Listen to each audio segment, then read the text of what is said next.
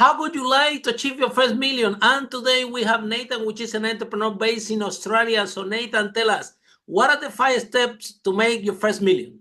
Welcome to Unstoppable Podcast with Harry Sardinas, inspiring conversations with influential millionaires, investors, thought leaders, entrepreneurs who are making a massive difference with their innovative products and services, and sharing the challenges and wisdom of how they sold their first million. G'day, Harry. First 5 steps to make the first million. All right. So there's a bunch that are important to me. Consistency, being consistent, showing up every day, no matter how bloody boring it is, but just keep chipping away, keep going.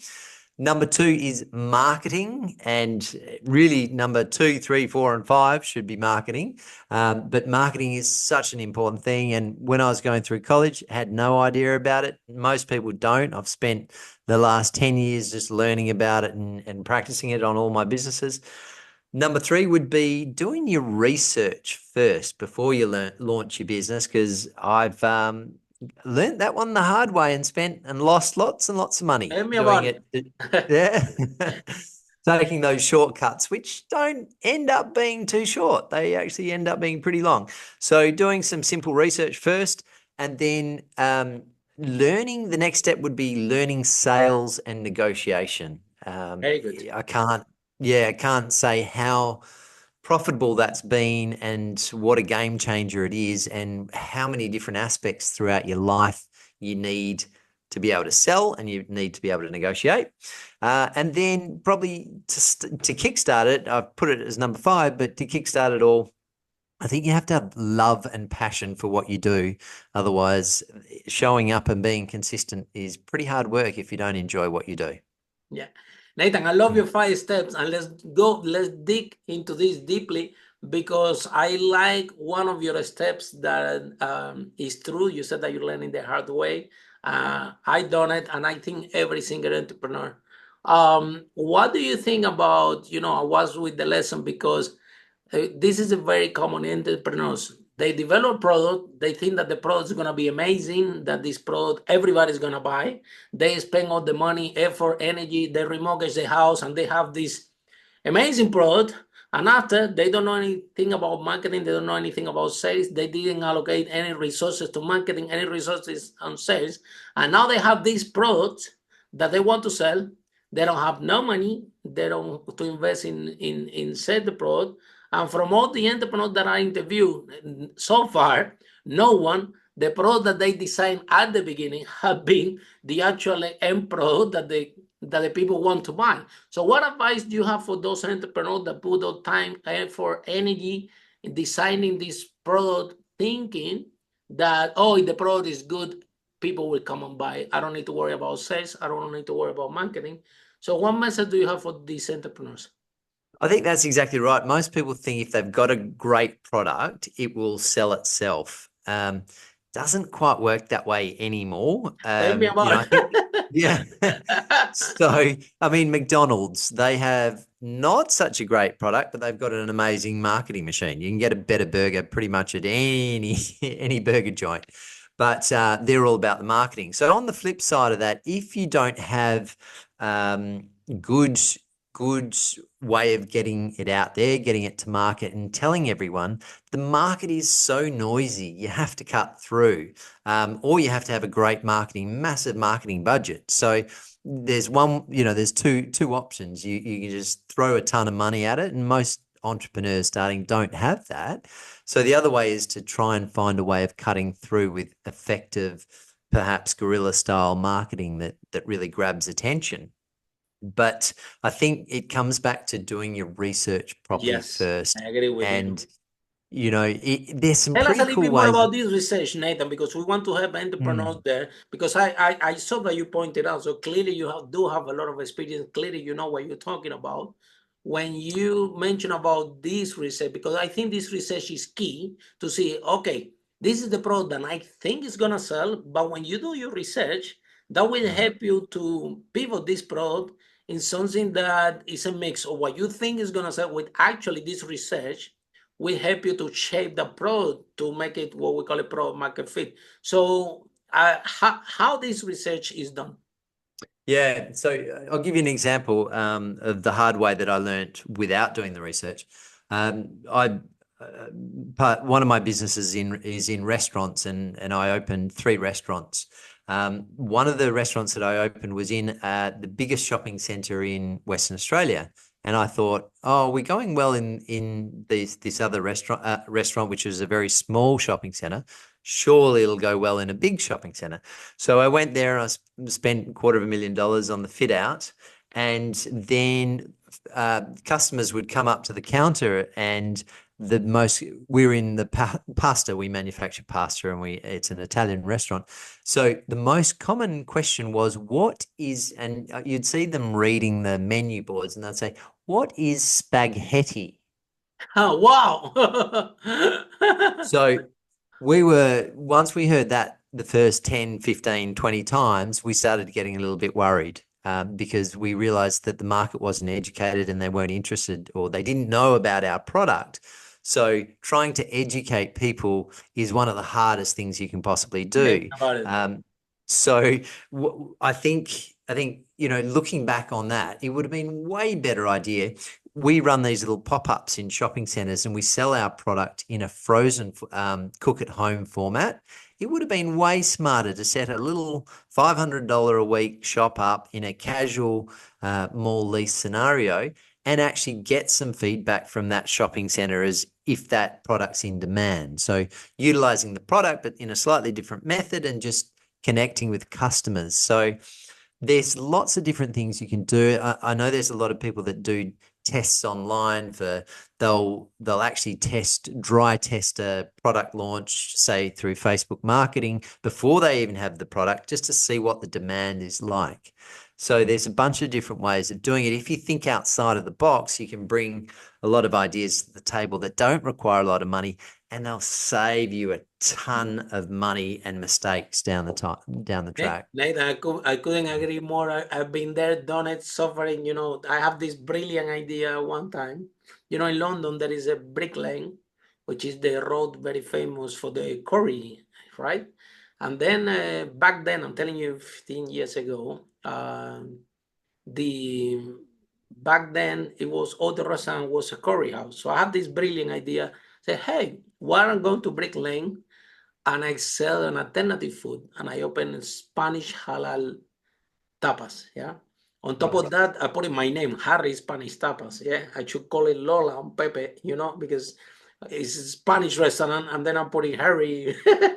So from the name, the whole thing, it was a disaster. But then that's what happened exactly. It took it took longer to educate the people that this is an alternative food that is halal, but is with the Spanish taste, with the tapas, and we adapted to it. There was no pork in the menu, there was no alcohol, but we noticed only the younger people start to come there. But also, huge mistake that I did in this restaurant, it was that I had this brilliant idea to build a guitar in the ceiling. Yeah. My bidder told me, Harry, this is gonna be tough. You want the guitar? We make you the guitar in the ceiling, but this is gonna keep this place 2 months closed. Wow. And you're gonna spend a lot of money in this guitar. My bidder told me, I said, I want the guitar. It doesn't matter. We want the best decorated restaurant. I don't care. I don't care. I opened the restaurant, and the guitar was there. The restaurant looked amazing. When I opened the door, no one is coming in. No one understands what's going on. And yes, 2 years down the line, I had to close it. I lost £200,000. So.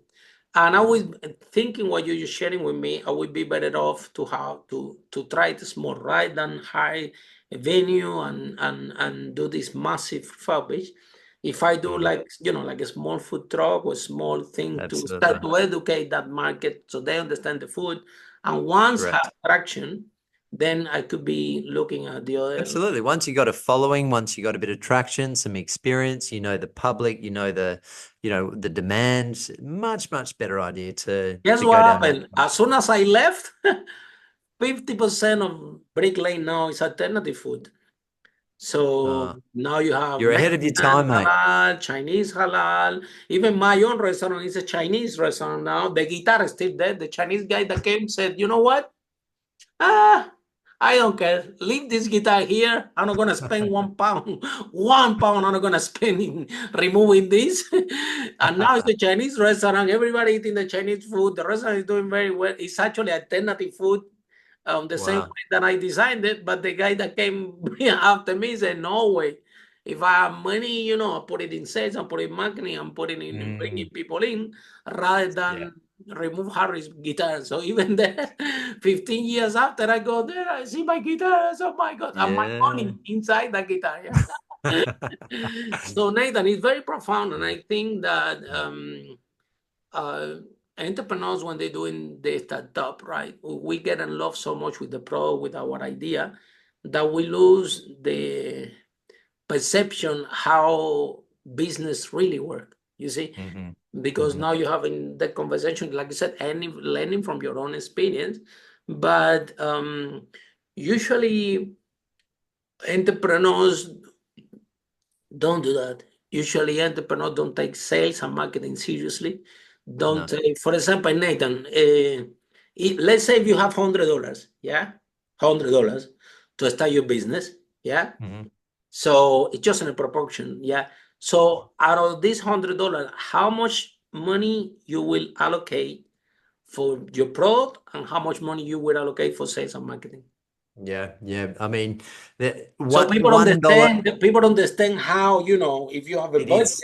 to do Yeah. your business, how you should distribute your budget. And if you don't distribute in that way, you're gonna run out of money. Yeah. I think $1 on the product and 150, even though we've got a budget of 100, 150 on the marketing. I Honestly, agree with you. Yeah. it's just got to be a disproportionate amount. But there's also a whole bunch of organic ways of marketing as well. And when you're an entrepreneur and starting out, and even now, I spend sort of 90% of my day on marketing my businesses and just working on growth. Growth is the only thing that matters. I mean, at the end of the day, sales and profit fixes any other problem in the business, generally, mostly. So, all the time that we can pour into that growth phase and that increasing sales, that's marketing, that's everything that And really, really sometimes matters. small marketing strategy, Nathan, can make a huge difference. But if you don't know it, like for example, in our restaurant, after 1 year and a half, we discovered that if we cook a Spanish omelette and we cut it small and we put someone outside for people to try, the people would try in the Spanish omelette, and at lunch it was full. So Fantastic. it was Yeah. that was because it was Brick Lane is a street that a lot of people walk, Busy. right? Yeah. Very busy. So, but boy, it took us like a year and a half to find out. To work out those things. Yeah. To And find that's actually out, not, and it seems very simple, but when you're running the yeah. operation, you don't know what happened. And then Yeah.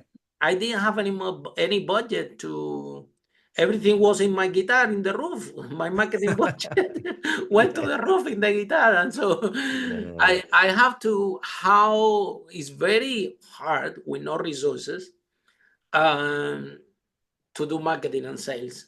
I mean, I think you need it's tough. help You have from to become people. very, very creative, right? Yeah, be creative and sort of listen. On YouTube, it's fantastic. We're probably going to be on there soon ourselves with this Absolutely. episode, but there's so much free information out there now. I love helping people with their businesses. I run this monthly meeting, and it's completely free, and we just using other people's skills and knowledge, we bring it all together, and there's so many ways of skinning the cat, so to speak. There's so many ways of growing a business without a huge budget that you can do organically, through direct marketing and outreach and social media marketing, all sorts of really, really cheap but effective ways of doing it. So like you've suggested, that the taste testing is super powerful. It's not a particularly expensive process, but it can really generate some interest, expose your product, and the law of reciprocity, where you give and then you get back, is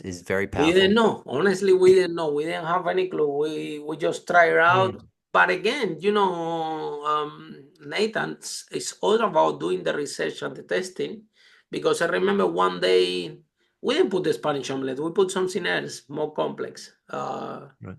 And so it was not working. But one day we took the Spanish omelette, which was the cheapest thing that cost us to prepare. That's what we thought, well, let's try to put something good out there so people try it. Right. And Didn't work. it was not working. And then we put the cheapest thing that it was the easiest to make and everything. And turns out that this is what people like. And turns out that we managed to sell more Spanish omelette than anything, which was very good because the eggs were cheap, the potato were cheap, the onion were cheap. Good So margins. making Yep. a huge margin in that thing. Fantastic. But who gonna thought? So in the end of the day, the marketing and sales, what is also help is to shape your final product. So if you don't do the marketing and sales and you don't put the product out there, it's actually the client who will tell you, if you listen carefully, what they really want and how they want it, what form of change they want it, how much they're willing to spend. So it's more about having a product, put it out there, show it to the clients, and listen what they're saying. Yeah. And, Correct. Yeah. and sometimes something like this, maybe you put the spaghetti, maybe you put pasta, maybe only changing the word, maybe the people will understand more. But we're inside these operations. So Nathan, the question I want to ask you is the following, because I had a restaurant, yeah, and every time that I see a restaurant owner, I say, man, if you're making money in a restaurant, what are you doing restaurant? You should be very passionate about food, because when an entrepreneur make a restaurant work, I mean, the skills that make a restaurant work as an entrepreneur, I'm surprised. It's one of the most complex business to make it profitable, because you have operation, you have food, Totally. you have a staff. I mean, you have to make this thing work. You have customer experience. You have everything that you need to know. It's like when people come to me and ask me, Harry, I have this 20,000, 30,000, 50,000. I want to spend in an MBA. I always tell them, look, if you really want to do an MBA, open a restaurant in Brick Lane. You will see. You will see. Good learning experience. Open a restaurant. Open a restaurant is the best master and business administration, the best MBA that you can ever experience in your life. Totally. If you open a restaurant. Yeah. Because Yeah. you need to learn this. And I think, out of this failure, Nathan, is where I learned the most. I'm so grateful. Sometimes the worst day of your life become the best day of your life. Absolutely. When I closed this restaurant, I was like crying, man. I lost my girlfriend back then. I lost my other businesses were shaking because I was putting all the time in this restaurant. But what I learned in this place, even 15 years ago, I can still share the story with you. This is how like you said, learning the hard way. Well, sometimes you might have a business, it's making a lot of money, it's good. Like, for example, you went to this shopping center and decide to go big because clearly your first business was working amazing, was giving you. And sometimes we don't have this deep understanding about business, because my first business, property, was doing very well. It was going rolling autopilot, but making a lot of money. And I thought that I knew everything about business.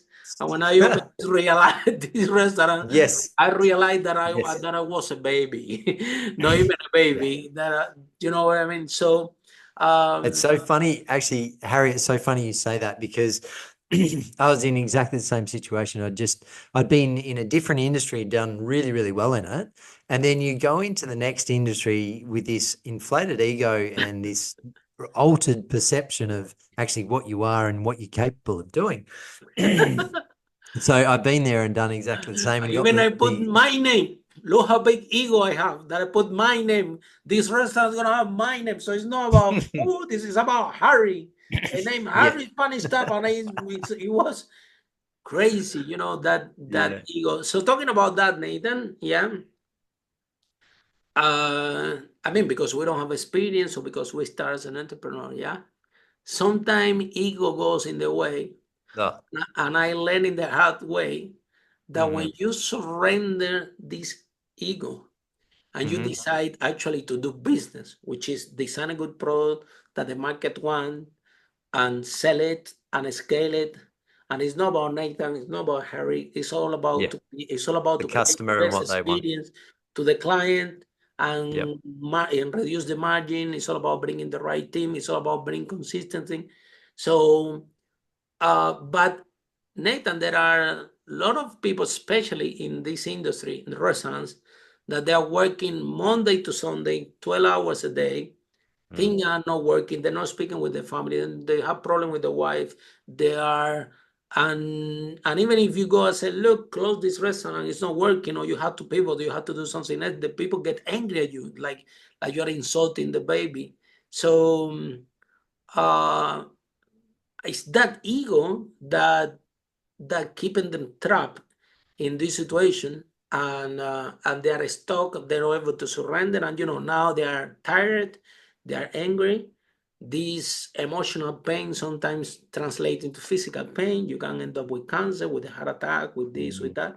that. So what message do you have for the entrepreneurs suffering out there in the restaurant business, which which I know is tough, but in business in general, right, Nathan?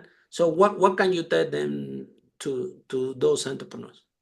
Yeah, I mean, being in that situation myself and being in having three restaurants and losing a lot of money at the one time, you have to make that decision, and you either can you turn it around, ask the right questions, and I think you'll get the right answers. But it all starts with asking yourself the right questions. So I always thought I'm amazing at business. I can turn this around.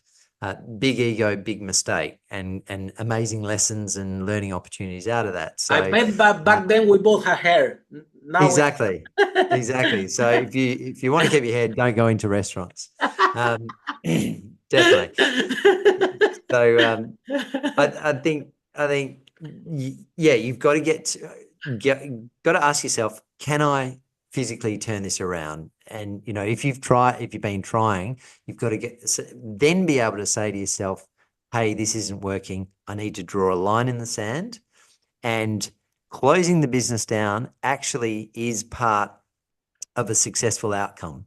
And I know you go through, I certainly went through, oh shit, I'm a failure. I haven't done well. This is terrible. After my previous successes in business, I can't What a believe I'm shame, at this yeah. stage. I'm ashamed. I was embarrassed. All these things. And it's funny, you think, oh, everyone's going to be like saying, oh, you did really badly. You're a failure. I think I had one person uh, who actually made a comment, and it was something like, "Oh, you closed your restaurant." And I said, "Yeah, I did. It wasn't doing any well, and the rents were too high, so I closed it." And that was it. And it's funny, but your You brain is make in just, your head, yeah, yeah, oh, yeah. it's so much BS that your brain feeds you that, oh, you can't do this. It's going to look bad. What's the family going to think? What's the friends going to think? Who And in the cares? meantime, you're losing money, yeah? And then you're losing money Exactly. every day that you're running. Cut the umbilical cord, draw a line in the sand, and be prepared to walk away, because that builds so much strength in itself. And then you learn by it. You can either throw the surrender towel in and say, oh, I failed, I better go back and find a job. Or you can say, my goodness, I've learned so many lessons from that. I'm going to apply those lessons in my next business, and I'm going to absolutely smash it out of the ballpark. So it's a choice that you can physically make. So Nathan, but it's hard. It's hard after you put $250,000, that you have the right shopping center, that you have all the idea. And now 6 months down the line, you have to say, I'm closing it. It's painful, right? It's painful at the time, but it's more painful to To keep keep losing it. cash. Tell me about And it. and you've got the opportunity costs of time and money that you're losing out on. So what if you're in a business right now, instead of if you've got a business that's failing, first step I would take is try and find someone, a mentor, someone who's good at your industry or in general in business, and get some advice and support. If that doesn't work, just cut the umbilical cord, make that decision, because if you're not doing something you're passionate about and moving forwards, then you're losing time. And what could you be making on the other side of the drama? If you got rid of that from your life, what's the opportunity cost that you're actually missing out on of doing something that you'd be really awesome at? And there's no comparison. So it's stressful at the time. You'll go through it. You'll get through it. But on the other side, you'll look back and think, oh my God, that was the best decision I've ever made. Even if you're passionate about, sometimes that's the other thing, Nathan, that sometimes the entrepreneur needs someone like you with experience that go and tell them, hey, you know what? Close it. It's not working. We come back with something different, in a different shape, more simple, but this in the format is not working. And the more you keep it, the more it's gonna hurt. But people have to be coachable. In order people have to be coachable, they have to drop this big ego. Because in my case, even from the first month that I had my restaurant, the moment my girlfriend back at the time, at the first month that she opened the door and she told me, she looked at me, she said, close it. This thing doesn't work. And I'm like, what? You don't know what you're talking about. I'm gonna make this work. It have my name on it, Harry Spanish Tapa. I'm in the middle of Brick Lane selling something that nobody understands, but I'm here with my big ego fighting rather than surrender and say, you know what? I'll try. I built my guitar, but these 3-4 months and people, this thing is no, it's not going anywhere. The rent is too expensive. It was massive, the restaurant, the freezer. It was like a room, you can put a bed and a wardrobe in the freezer. So when the bills start to come from electricity, water, oh my God, that was high. And thousands of pounds. And then I'm there inside this battling, but I think that I needed a lesson, and I think that if back then that right that have this big ego, I managed to surrender and to listen what people are trying to tell me and to ask for help, because sometimes we think that we know all, that we're the big deal, that we know it all, and we don't need help from anyone. And then what we're doing is just losing money. And I'm glad that I did it for 2 years only. I interviewed one guy the other day that he told me, Harry, that was me for 20 years. So, and now he specialized in helping people to build business and running autopilot without them, But he told me, Harry, that was me 20 years inside that business, making it, working in. And you don't see the, and he said, what the purpose to have the business in the first place? Because the first idea is that, the whole thing should work in autopilot without you. So Nathan, it is possible to build a restaurant to make it profitable and you don't need to go there never? Is it possible?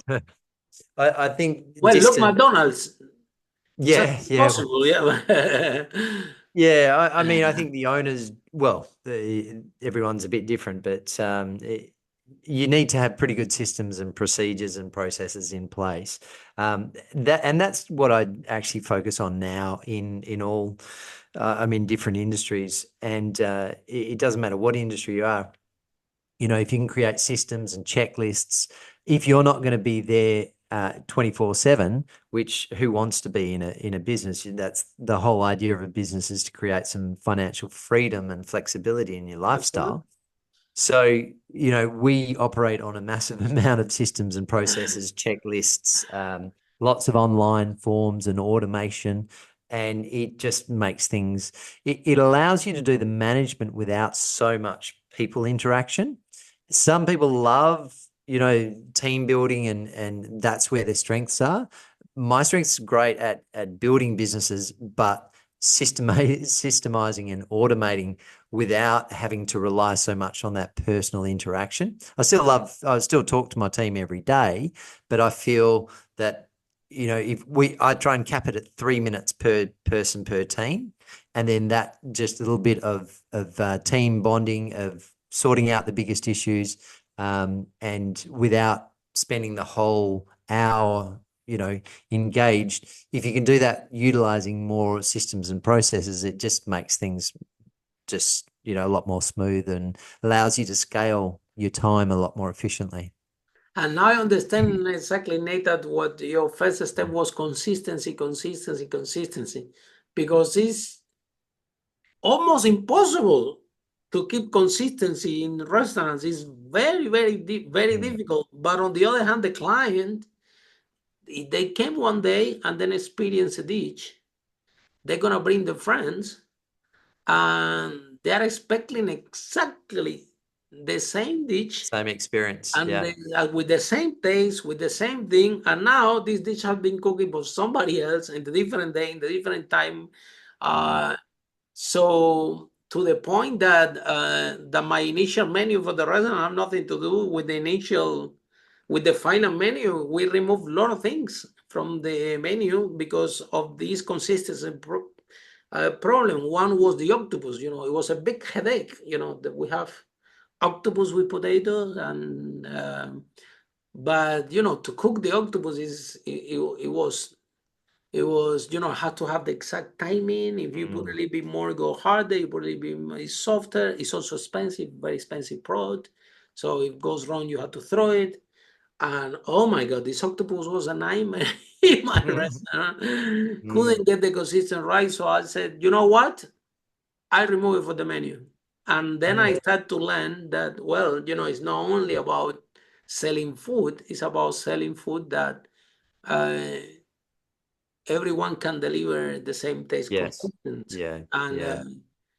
this was also a big lesson. But also, Nathan, um, we think that, this is important restaurant. It's not only important restaurant, it's important in every business to have that consistency about product and the customer experience.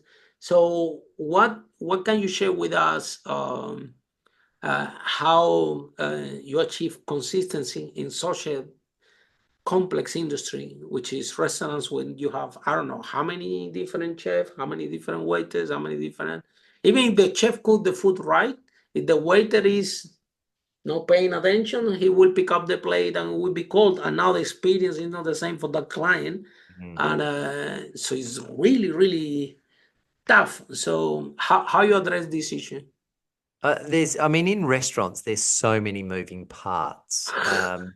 There's just, as you say, there's waiters, there's chefs, there's customer service, there's the way you plate it up. There's just so many different aspects that can be formulaic, but you need to make sure your staff training is really on point for that sort of execution. We were, or still are actually, not fine dining. We're very casual dining. So there's a little less expectations than, fine service dining, but nonetheless, people want a consistent experience. So the way, as you say, if they're bringing family or friends along, they want to know that what they ate last night is going to be the same as what they get served tonight. But we were very formulaic with the restaurant. So we had a central kitchen, and the chefs would prepare all the pasta dishes, all the actual raviolis and pasta there, the sauces there, and then we'd bring that in and cook those up at the actual at the restaurant. So we created a system that actually could utilize. I wanted to make it simplistic. My father-in-law has been making pasta for 40 plus years, so he's really good at it. So he does all that production in the central kitchen. But what I wanted to do, I said to him, look, I want to build restaurants that can be run with 14-year-old team members with 20 minutes training. That was my goal. So, yeah. So the rest of it was like, okay, so it's back on you to get all the expertise in the product creation spot on, and that's what he's really good at anyway. So he would produce the food. We would be able to utilize juniors to keep costs down and create a pretty relatively consistent outcome each and every meal. And as I say, with minimal training, that was really, really important to me. I didn't want to be reliant on chefs because I love them, but they have a certain level of reputation that can be a bit challenging to deal with from time to time. So I didn't want chefs involved in my restaurant. So Chefs I are wanted very to be expensive also, right? very expensive, very temperamental, and Nothing yes, wrong against chef, yeah, but for the small business, you need to have the right person, yeah. correct. So, I thought, well, that's a big issue for moving forwards. How can we create restaurants that are consistent, deliver a consistent outcome for the customer, but don't rely on temperamental people that could, again, no offense to chefs, I love you all out there, but you do have a reputation, right? So I figured, all right, we'll do the technical stuff in the central kitchen, and we'll simplify the processes so simple, so easy that a 14-year-old team member, literally with 20 minutes training, could serve the whole menu. Yeah, So same like McDonald's. yeah, McDonald's, you don't need to be a chef. You don't need, you arrive there, and then when you arrive there, they say, okay, you know what? You're going to open a book. Do you know how to read? Yeah? Okay, you can work here. yeah. And They even give if you you a don't, book. we can train you. Yeah. Yeah, they give you a book Yeah. and they say, look, in this job, you only read and you put what you read, and then they definitely make a lot of money. Yeah. Yeah. Yeah. So So yeah, I that's the think other that's thing as well, talk, like you were saying, okay, fine dining and everything, right? That's people that are passionate restaurants, then that type of environment, you really need high qualified chefs and things like that. But if you want to make money with a restaurant, you have to think in all aspects exactly. Yeah, it's more important have that consistency, mm. that anybody can do it. Keep it And to be able to simple. share the story as well, you need to get the Exactly. word Keep out it there. simple, keep it profitable, keep it consistent. This is this is Mm. key in order to make money in restaurant. Like now, a lot of people come to me, Harry, let's open a restaurant. I'm like, wait, hold on. Hold on. I see you with so much excitement. This is no you need to talk to me slowly. What kind of restaurant? What food you want to sell? How this is gonna work? Is this gonna be chef or no? What type of experience? Because yeah, the thing is, yeah, the for a small business, if you that's one of the reasons we removed the octopus, because for the octopus, you really need a chef. Yeah. It's Yeah. something that if you don't have a chef in the kitchen, you can know qualify. You can know that, yeah. So and it was tiny. So I think different restaurants have the different things. Can you make a lot of money? Yeah, here you have these Michelin stars, and you see this restaurant when the owner is a chef, and it's amazing. At the end of the day, is how to keep it consistent, profitable, and have the greatest customer experience for your clients. And because if you have a restaurant that is amazing, it's full all the time, but you're not making any money, again, what's the point? You're gonna have a stress out there. Yeah. So in the end, Nathan, what tell me a little bit more about this group that you guys have, that everybody participate, is free, and shares experience, and how people Yeah. can be part of this group, or how they can find you.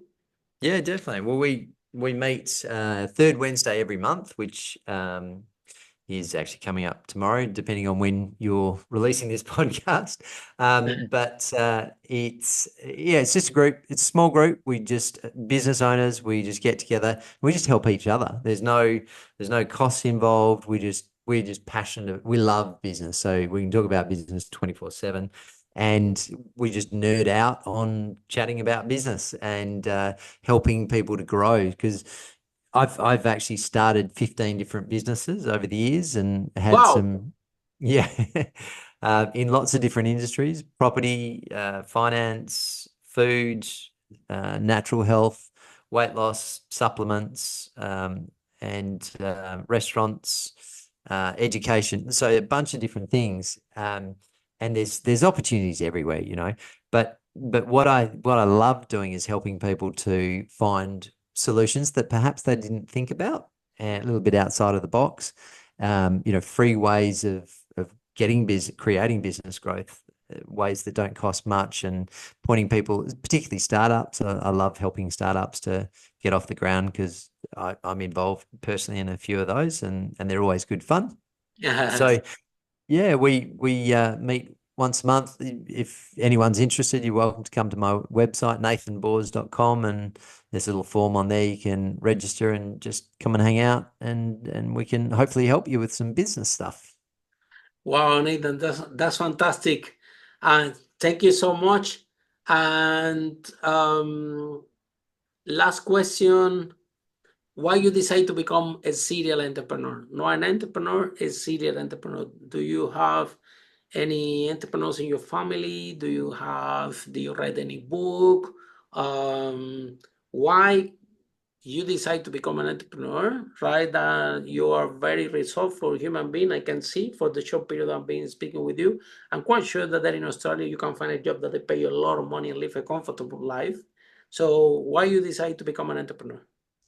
A serial entrepreneur, which is different, because one business, you have to be one brand, now having different business, different brand, different industry. All this roller coaster comes into place like, oh, I thought that was good, but different industry. So you make your journey not painful, extremely painful.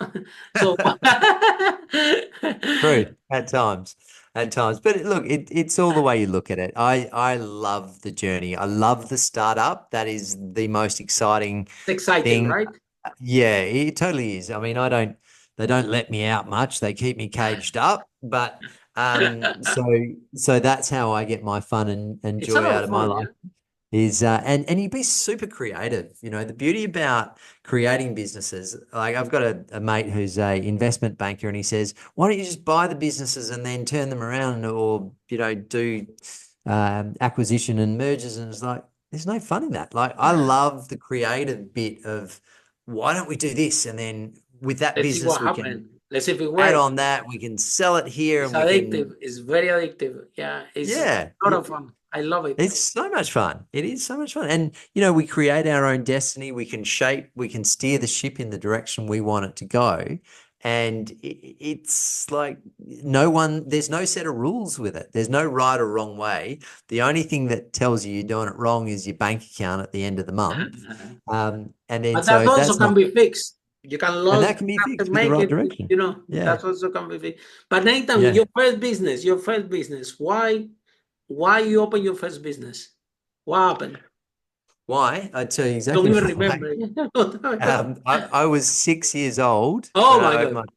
my first business, and I was eating a ridiculous amount of potatoes. Wow. And I realized that was because single mom and no money. And that was the motivation at 6. I said, I'm over potatoes. I'd love to see a steak on my plate occasionally. And that was the motivation to open my first business, which actually didn't do too well. But anyway, it put me on the road to understanding, you know, learning about business and growing businesses and Nathan, but having we some. always said that, to be an entrepreneur I always said it's a skill. The more you practice, the better you become. It's Sure. like driving or swimming. It's a skill, right? So, and you learning the skill. Okay, sometimes you're gonna be driving, sometimes you're gonna hit something a little bit. You're gonna have this is the normal process to learn a skill. It's not about Nathan and Harry because they are bold, are good looking, they're geniuses. Nothing like that. It's just we develop the skill. The more you practice, the better you become. And Totally. in part of this process, developing this skill to be an entrepreneur, well, part of the skill is actually, I think these are tests, like, okay, let's Steve Jobs always said that you only can join the dots backwards. Sometimes, they put you this restaurant to test you and say, okay, let's see if Nathan can handle the failure. Let's make it big. Let me make him lose $250,000, and let's see if he has the strength to go back into it, or he actually, is not ready to be an entrepreneur and he's gonna give up. So it's part of this process. That's what I'm being realized after the year, that, man, I think this doing to us, kind of a purpose for us to learn or to develop the skill, not to learn, to develop actually the skill. By Nathan, okay, fine, yes. So you will eating potatoes, but how you find out that with business was the right way to provide for your family? Do you read the book? Do you saw a TV show? Do you have a friend? From what in the school? From where this idea came to you that you said, you know what, I had to be able to provide for my family, and the best way is to become an entrepreneur. So I want to find out about this bit, because that the little bit missing link, that was people that's the biggest earliest on success I had was in the health industry, where I opened a health shop in a little town in Perth. Perth's one of the smallest states in Western Australia, the smallest town in Western Australia, with one of the lowest populations. But I managed to grow the two largest supplement company brands in Australia. I turned over more than any other health shop and pharmacy in Australia for eight years in a row. So I was very lucky because I was under the wing of a mentor who I worked for, who's a pharmacist, and I worked for him for 8 years, and he's just a phenomenal, awesome guy and phenomenal, awesome businessman. And he owns pharmacies all across Australia now. And I for 8 years, I just absorbed every He was your bit role of model, advice. yeah? He was my rich dad, Rich Dad, Poor Yes, I Dad. reached that, but and the same, Yeah. like, my parents are teachers. That's why, I never have a reference from home. No one in my house, in my family, is an entrepreneur. I mean, my grandfather was owning a small store, but it was no reference to be an entrepreneur. So we had to find it. Actually, this book, Rich Dad, but that was the book that took the change Robert in life. Kiyosaki. Yeah. So And so he became my rich dad. I actually your reference. And now if he see you now, he will tell you, wow, Nathan, you're amazing. Look what you have done. He's so proud of you. look, If you tell him, man, if you knew that, that I want to be you when absolutely, was.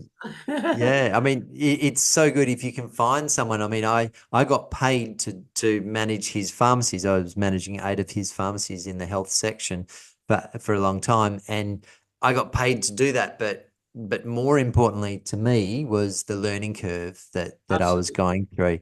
And I got to the end of, I was making really good money with him. And then I got to the point where I felt like I had enough skill set to be able to go out there and open my own businesses. And I did that. I opened up 3 health shops and created a supplement brand that I sold across Australia.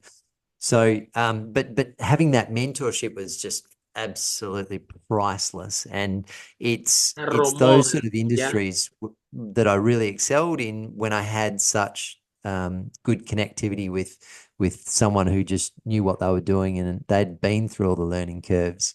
And so now when I go into business, I'll always choose partners who are strong at particular aspects. Very good. So although I don't have mentorship, I've got them sitting there, in that position that allows, I'll bring the marketing skills, they'll bring all the other unique parts of the business that they're really strong in, and we still get that sort of level of skill set coming into the business that way. Wow, Nathan. So thank you so much. So Nathan, your website, say again, the website where people can join your group? Just my name, nathanbaws.com. And jump on there, register. Love to hang out with any other business nerds that want to kick some goals in business and have some fun. Thank you so much, Nathan. Thanks, Harry. Has been amazing. I really appreciate your energy. Yeah. And we both look alike. Yeah. It seems that we lose our head in business, but we don't mind. I think we must go to the same barber. Do you? You're in England. we love it, and it's that passion. So keep being who you are. Yeah, I'm very proud to meet you. Yeah, clearly you Likewise, don't Harry. need the Pleasure. money. You're helping these entrepreneurs because you really want to make a difference in their life, and you want to explore your creativity, trying Yeah. to help those entrepreneurs to succeed. So I applaud you for that. Yeah, we definitely will keep you busy. Yeah, you're not gonna be bored doing what you do for sure. No time for that. So you never will be bored for sure, because those at the top boy, they keep you active. You have to be very, very creative to make them work. So thank you so much. And for Pleasure. all of Thank you, you, mate. sure, for all of you following this broadcast, see you in our next episode of Unstoppable: How Brave Entrepreneurs like Nathan break that wall and achieve the first million. Bye for now. Follow us for more interviews with world's most influential, audacious entrepreneurs that overcame challenges and adversity, providing you with the blueprint of how they sold their first million so you can grow your business exponentially.